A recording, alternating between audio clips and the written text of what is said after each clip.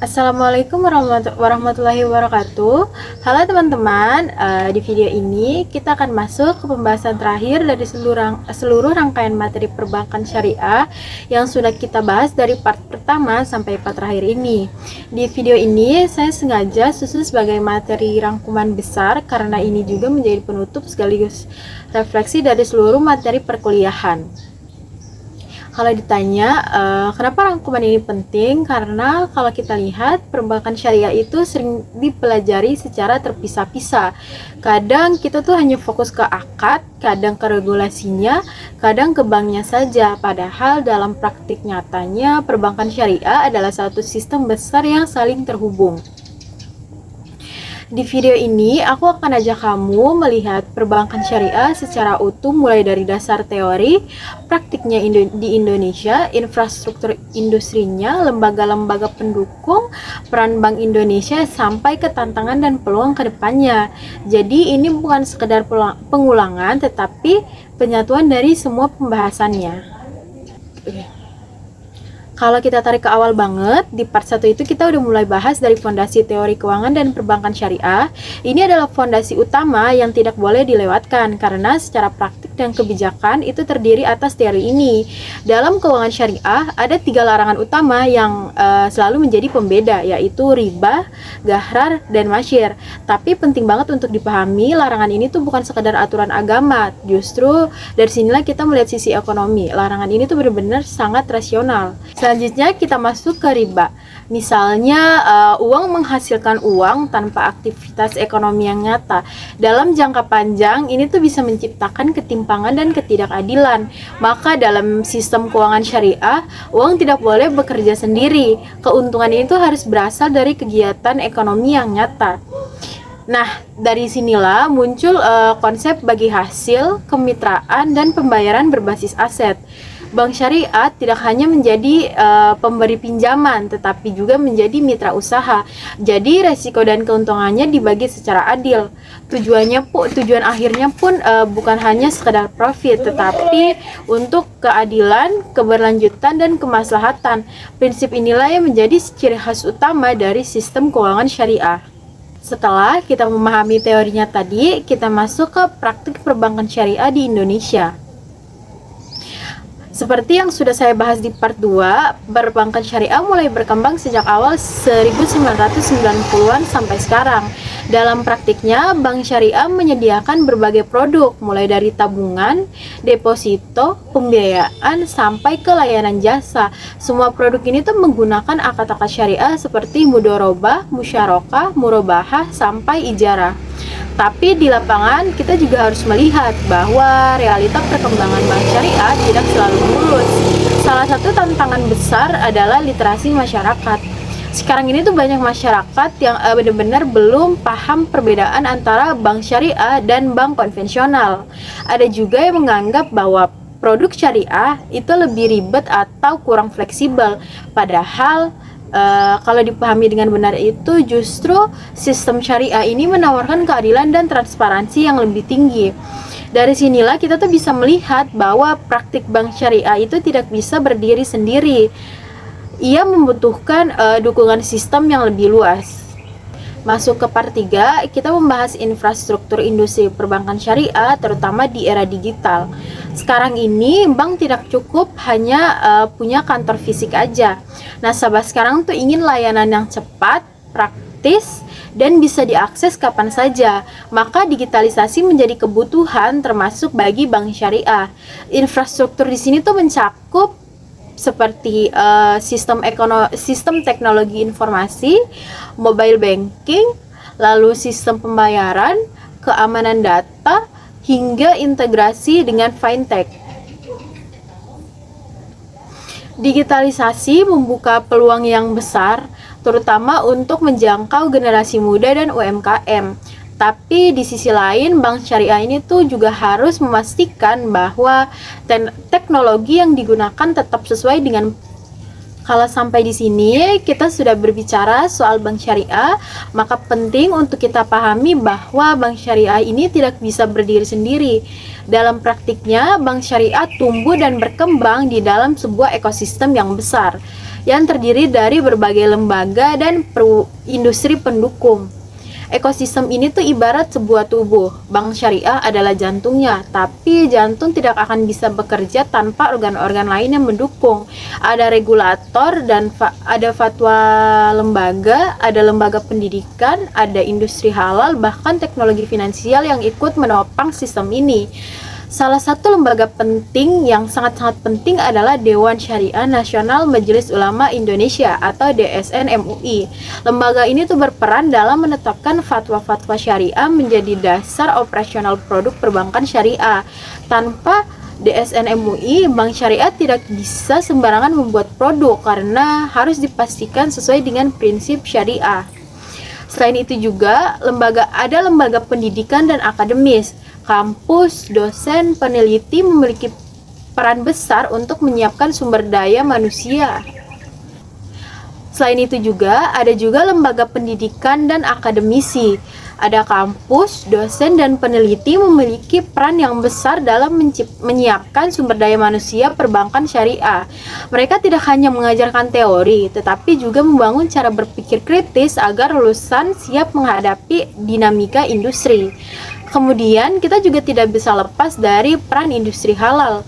Industri halal seperti makanan, minuman, fashion muslim, pariwisata halal, UMKM itu merupakan sektor real yang menjadi sasaran utama pembiayaan syariah. Tanpa industri halal ini, bank syariah akan kehilangan karakter utamanya sebagai bank yang berbasis aktivitas nyata. Lalu di era digital, fintech syariah juga menjadi bagian penting dari ekosistem ini.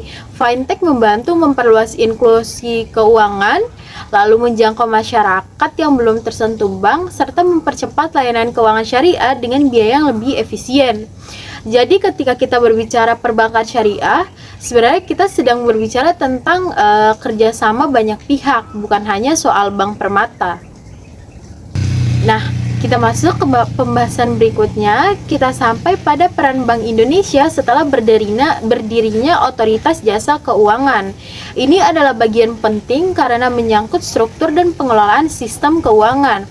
Sebelum Otoritas Jasa Keuangan berdiri, Bank Indonesia memiliki peran yang sangat luas. Bank Indonesia ini mengatur kebijakan moneter, menjaga stabilitas sistem keuangan, sekaligus mengawasi perbankan. Namun, seiring perkembangannya sistem keuangannya semakin kompleks, peran tersebut perlu dipisahkan agar fokusnya itu lebih efektif. Dengan hadirnya OJK, pengawasan lembaga keuangan termasuk bank syariah beralih ke OJK. Sementara itu, Bank Indonesia memfokuskan perannya pada 3 hal utama, yaitu kebijakan moneter, stabilitas sistem keuangan, dan sistem pembayaran. Dalam konteks perbankan syariah, peran BI sangat strategis. BI ini tuh menyediakan instrumen moneter syariah yang digunakan untuk mengelola likuiditas bank syariah. Tanpa instrumen ini, bank syariah akan kesulitan mengelola dana jangka pendeknya. Selain itu juga, Bank Indonesia berperan menjaga stabilitas sistem keuangan syariah secara keseluruhan. Artinya, Bank Indonesia tidak hanya melihat satu bank, tetapi melihat risiko sistemik yang bisa mempengaruhi seluruh industri, termasuk industri perbankan syariah. Koordinasi antara BI dan OJK menjadi kunci. Jika koordinasi ini berjalan dengan baik, maka sistem keuangan baik konvensional maupun syariah akan stabil dan terpercaya di masyarakat. Nah, teman-teman, selain menjaga stabilitas, Bank Indonesia ini tuh juga memiliki peran aktif dalam mendorong perkembangan perbankan dan ekonomi syariah. Inilah yang dibahas dalam materi tentang inisiatif Bank Indonesia. Bank Indonesia melihat ekonomi syariah bukan hanya sebagai pelengkap, tetapi sebagai salah satu motor pertumbuhan ekonomi nasional. Oleh karena itu, Bank Indonesia ini tuh menyusun berbagai program dan kebijakan yang terencana dan berjangka panjang. Salah satu inisiatif penting Bank Indonesia adalah penguatan industri keuangan syariah. Bank Indonesia ini tuh mendorong agar bank syariah memiliki struktur yang lebih kuat, likuiditas yang baik dan daya saing yang meningkat. Selain itu, Bank Indonesia ini tuh juga membangun ekosistem halal dengan membina klaster-klaster UMKM halal, pertanian halal, dan industri kreatif. Tujuannya agar pembiayaan syariah benar-benar mengalir ke sektor real dan menciptakan dampak ekonomi yang nyata. Tidak kalah penting juga, Bank Indonesia fokus pada pengembangan sumber daya manusia dan literasi keuangan syariah, edukasi kepada masyarakat, pelatihan bagi praktisi, serta kerjasama dengan perguruan tinggi menjadi bagian dari strategi jangka panjang Bank Indonesia. Dengan kata lain, inisiatif BI ini bukan kebijakan sesaat, tapi peta jalan menuju penguatan ekonomi syariah Indonesia. Nah, teman-teman, sampai pada bagian ini, kita bisa melihat bahwa bank syariah di Indonesia ini tuh berada pada fase yang sangat menentukan. Di satu sisi, tantangan yang dihadapi tidak ringan, namun di sisi lain juga peluangnya ini tuh tersedia justru sangat besar. Tantangan utama perbankan syariah masih berkisar pada literasi masyarakat, skala industri, dan ketersediaan SDM. Banyak masyarakat yang sebenarnya tuh tertarik dengan konsep syariah tetapi belum sepenuhnya memahami cara kerjanya. Selain itu, persaingan dengan bank konvensional juga menjadi tantangan tersendiri.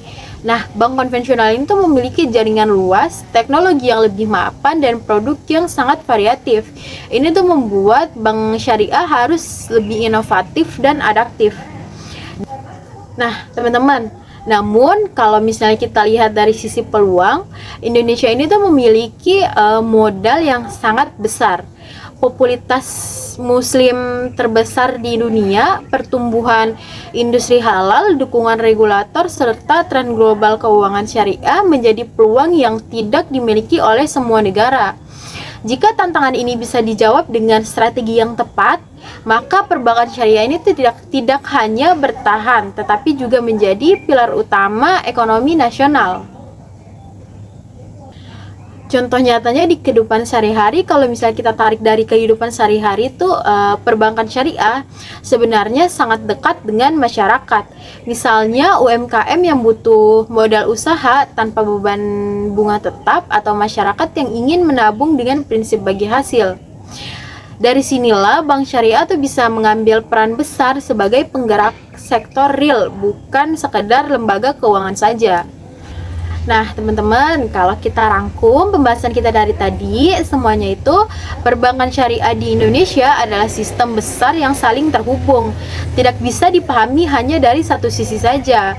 Teori memberikan arah, praktik memberikan realita, infrastruktur memberikan alat, lembaga pendukung memberikan kekuatan, kebijakan memberikan stabilitas, dan peluang memberikan harapan besar bagi masa depan. Sebagai penutup, penting untuk kita pahami bahwa perbankan syariah bukan hanya isu akademik, tetapi bagian dari masa depan sistem keuangan Indonesia.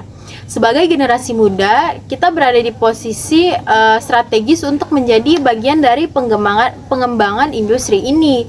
Semoga rangkuman panjang ini bisa membantu teman-teman semuanya untuk memahami apa itu bank syariah. Terima kasih sudah menyimak sampai akhir. Sampai ketemu di kesempatan berikutnya. Bye-bye. Thank you everyone. Thank you Elmar. Boom.